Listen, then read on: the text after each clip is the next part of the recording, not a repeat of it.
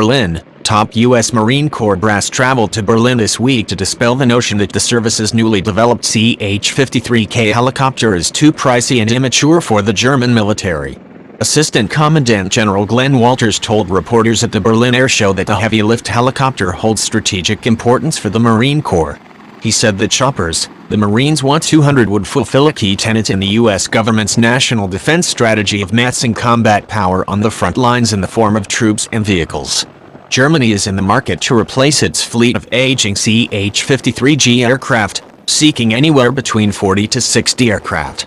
The race is pretty much down to the CH-53K King Stallion and Boeing CH-47 Chinook. The pair essentially represents the choice between a modern, next-generation product that's expensive on the one side and a legacy workhorse that costs less on the other. Marine Corps officials dismissed reports of a looming delay in initial operational capability scheduled for next year. Citing a recent Pentagon cost and risk assessment, Bloomberg reported this week that technical issues had put the timing at a high risk. Marine Corps Karl-Heinz Vanderborg rejected that assessment in talking to reporters in Berlin.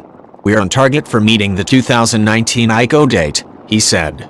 Vanderborg told Defense News that the program is 20% over cost, as Bloomberg reported, which he said is well below the 30% threshold that requires congressional notification. He said the per-unit cost for the Marine Corps is $87 million, and he confirmed the figure would go up to $139.5 million when factoring all costs across the life cycle, including spares.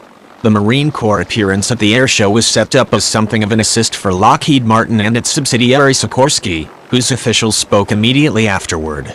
The Marine Corps has an interest in Germany buying the King Stallion because a higher production volume could bring down prices for all customers, taking pressure off the Corps amid questions in the U.S. about high costs. Sikorsky President Dan Schultz praised the helicopter's lift power and internal space. "We're the only ones who can pick up a Fennec inside," he said, referring to the light armored reconnaissance vehicle of Bundeswehr ground forces.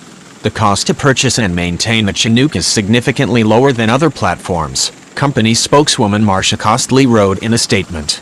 The purchase price is dependent on the particular model that the customer chooses, the unique country specifications and quantity of the order.